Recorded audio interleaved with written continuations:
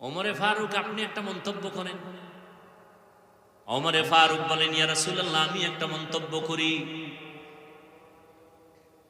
দুনিয়ার চেয়ারে বসাটা পেয়ালার মতো চমকদার, আদল ইনসাফ প্রতিষ্ঠা করা, ক্ষমতায় বসিয়া মানুষের শাসন করা মধুর মতো মজা, কিন্তু ইনসাফ বজায় রাখা চুলের মতো কঠিন। চেয়ারেও বইছে, খুব মজা। চেয়ারে বলে একটা ভাবই তো আলাদা, কি ভাব আলাদা।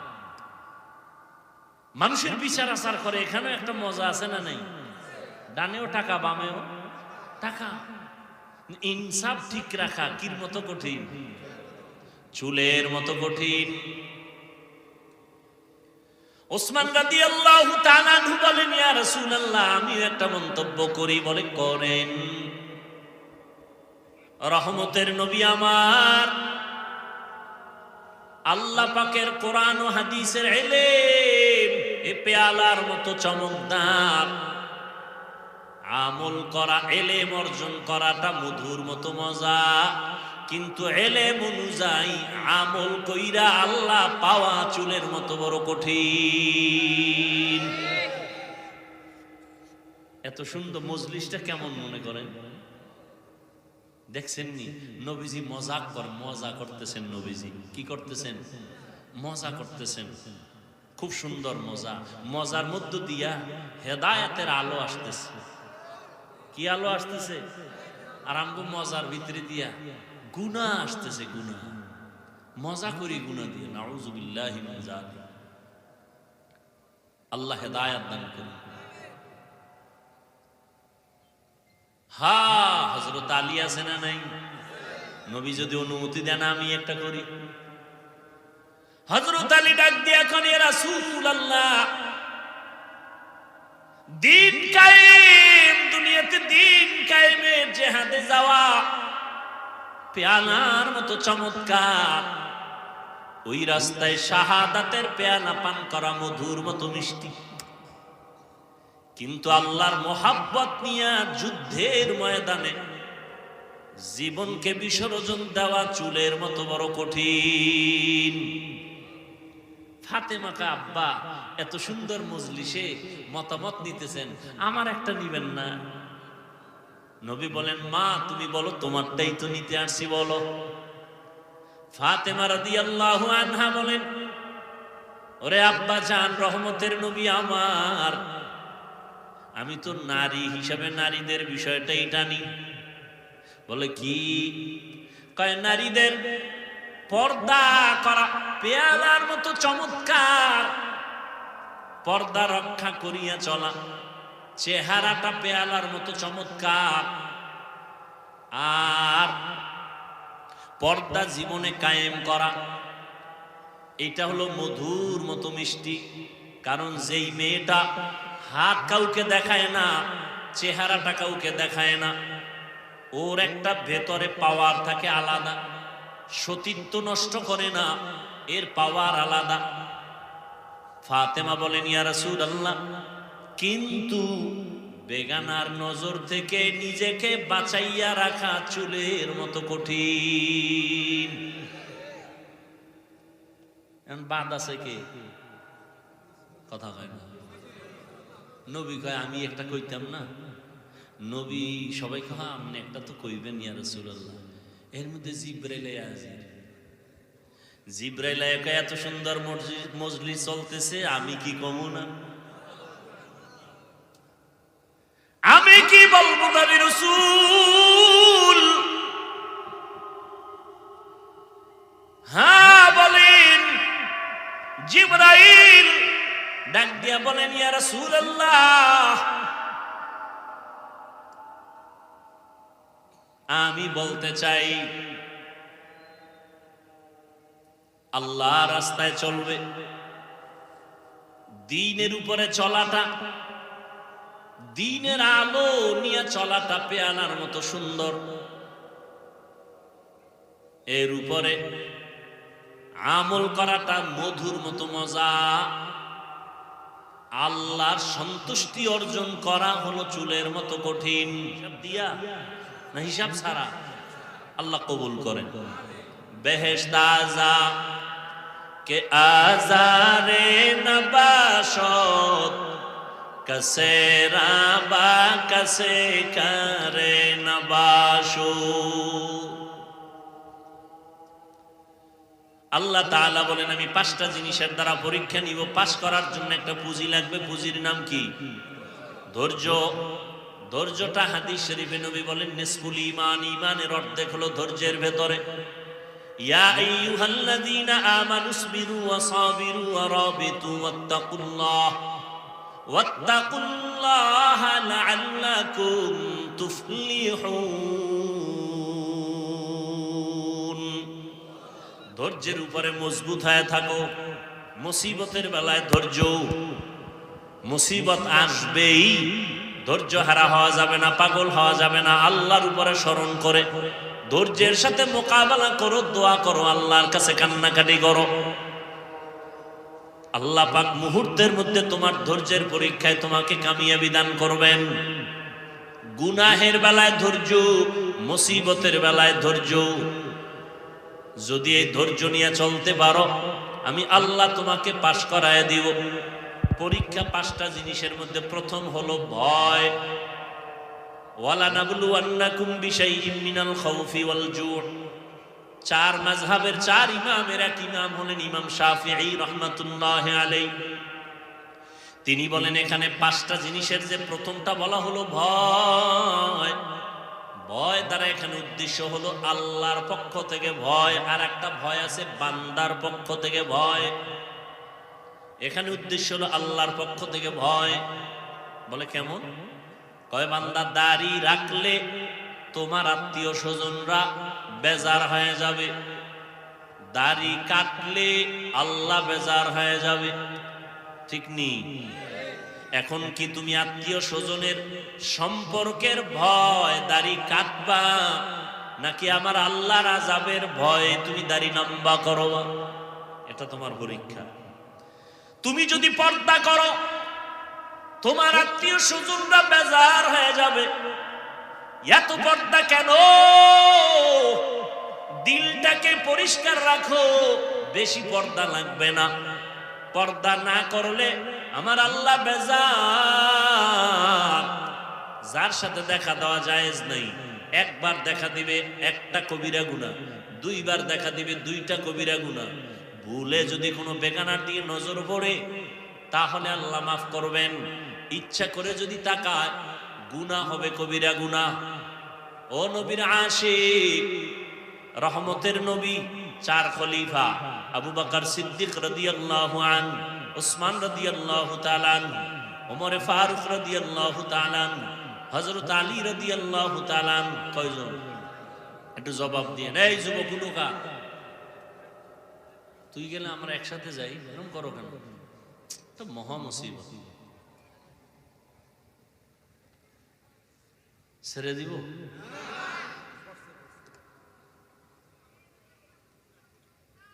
কি ব্যারাম, কি বয়ান করলে এরা বসবে আল্লাহ ভালো জানে।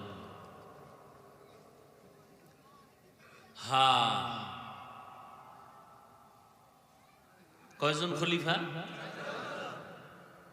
4 জন। আর সর্দারকে রহমতের নবী। এরা গেছেন কলিজার টুকরা রসুলের, রসুলের কলিজার টুকরা কন্যা। নাম বলেন ফাতেমা। বাকিটাও বলেন রাদিয়াল্লাহু আনহা। মহিলা সাহাবিয়া, তাদের বেলায় কি বলতে হয়? রাদিয়াল্লাহু আনহা। আর পুরুষ সাহাবী যদি হয় রাদিয়াল্লাহু তাআলা আনহু। নবীজি সহ গেলেন কার ঘরে? ফাতেমা রাদিয়াল্লাহু আনহার ঘরে। ফাতেমা রাদিয়াল্লাহু আনহা মেহমানদারির জন্য একটা সুন্দর পেয়ালায় মধু দিয়েছেন। কি মধু? মধু দিয়েছেন। 4 খলিফার সামনে রহমতের নবী বসে আছেন। মধু দিছে, ভালো না জিনিসটা? দিছে তার কন্যা, কলিজার মেয়ে, তাও সুন্দর একটা পেয়ালা, আকাশের চাঁদের মতো জিগজিগ করে। রসুল সামনে, হঠাৎ করে তাকায়া দেখে পেয়ালার মধুর মাঝখানে একটা চিকন চুল। কি ছোট না, অনেক বড়। বড় চুলটা কাদের হয়? পুরুষের না? বর্তমানে বলা মুশকিল, কারণ পুরুষের চুল তো মহিলাদের থেকে লম্বা, ঠিক নেই? স্টাইল মহিলাদের মতো পেছনে খোপা বাঁধে, আবার ভাব লয় এরা সাধক। কি হাদিস শরীফে স্পষ্ট, যেই পুরুষ মহিলার সাজে সাজবে, যেই মহিলা পুরুষের সাজে সাজবে, জাহান্নাম, জাহান্নাম, জাহান্নাম। এখন তো আবার ওদিকে গেলে তো আর এক ঝামেলা। কি জেন্ডার? হ্যাঁ, মেয়েরা থাকবে আকার আকৃতিতে মেয়ে, কিন্তু ভাবটা দেখাবে পুরুষের মতো, ঠিক না? আর ছেলেরাও ওই ভাব ধরতেছে। মেয়েরা জিন্স, ছেলেরা প্যান্ট শার্ট পরে, এখন মেয়েরাও, কথা বলে না, পরে। যাই হোক, চুল চিকন। নবীজি কয়, দেখছেননি আপনারা? ইয়া রাসূলুল্লাহ, দেখছি। কি? মধুর পেয়ালা। ভিতরে কিছু নজর করে দেয়, হ্যাঁ দেখছি, একটা লম্বা চুল। এখান থেকে একটা মন্তব্য করেন তো এক একজনে। কি?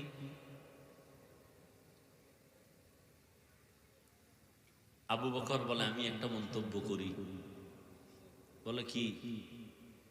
মানুষের ঈমান চমকদার পেয়ালার মতো, হ্যাঁ, আমল মধুর মতো মিষ্টি, আমল ইখলাস চুলের মতো চিকন, চুলের মতো চিকন।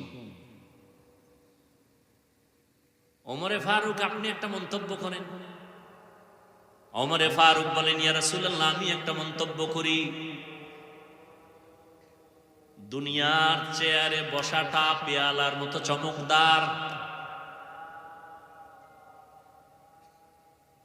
আদল ইনসাফ প্রতিষ্ঠা করা, ক্ষমতায় বসিয়া মানুষের শাসন করা মধুর মতো মজা, কিন্তু ইনসাফ বজায় রাখা চুলের মতো কঠিন।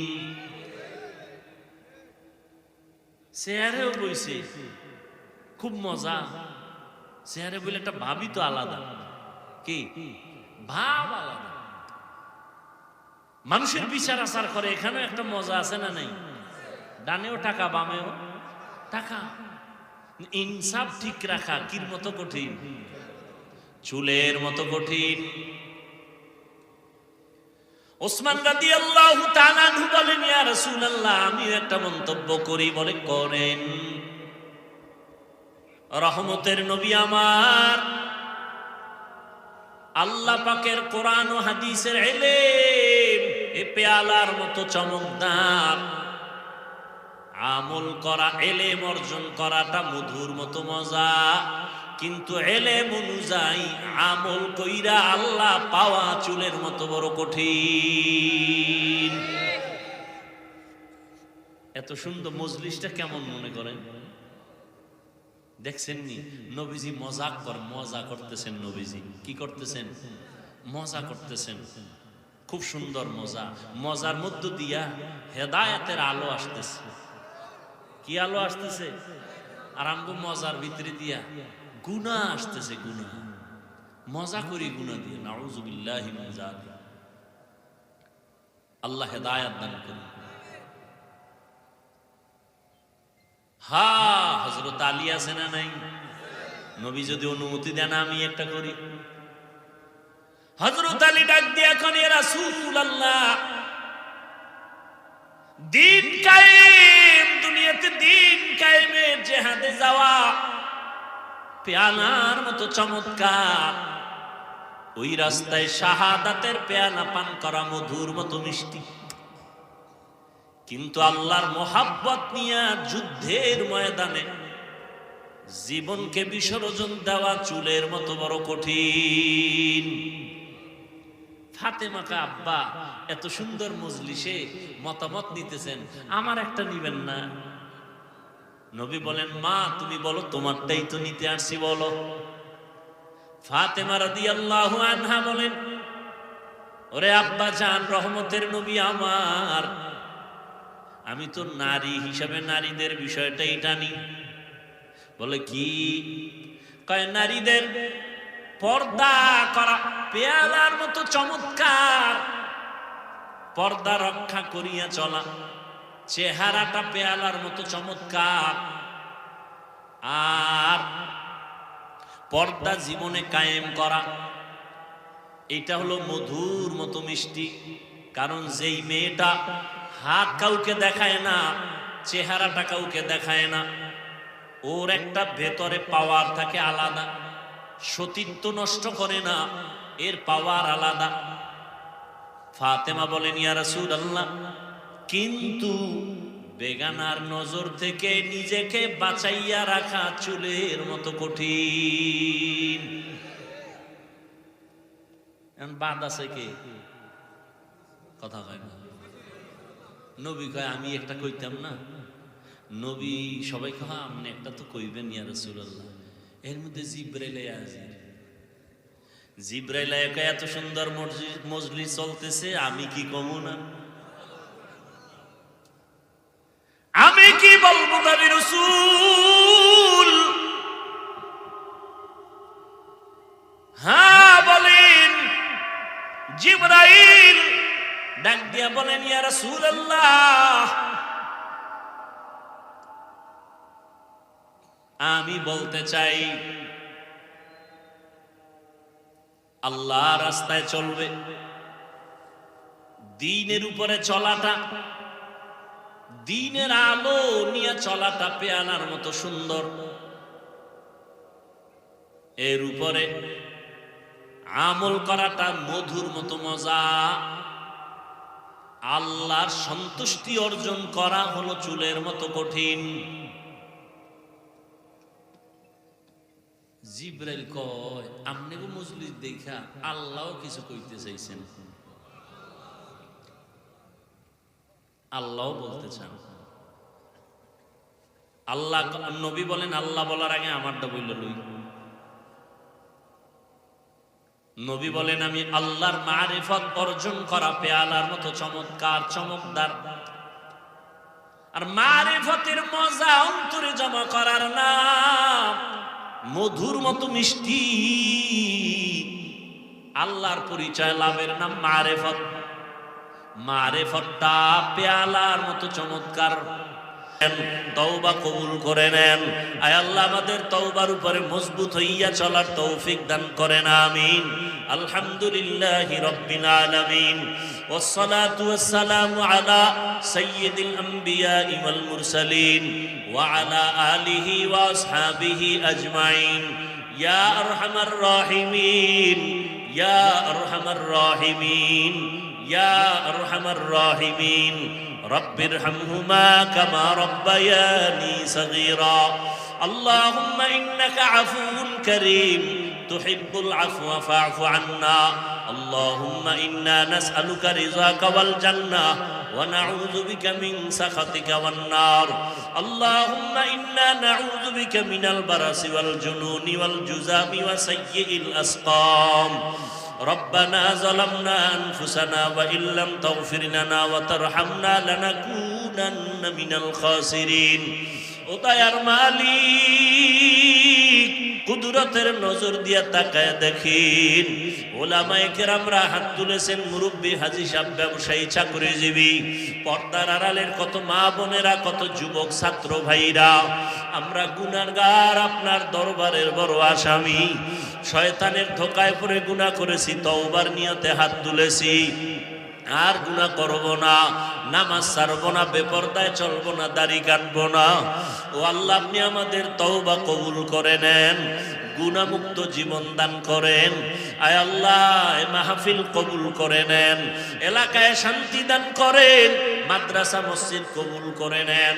আয় আল্লাহ মা বোনদের আবেদা পর্দানিশী বানায় দেন, সন্তানগুলো নেককার বানায় দেন, মা বাবার বাধ্যগত বানায় দেন। আয় আল্লাহ যারা লেখাপড়া করে পরীক্ষার্থী কামিয়াবি দান করেন।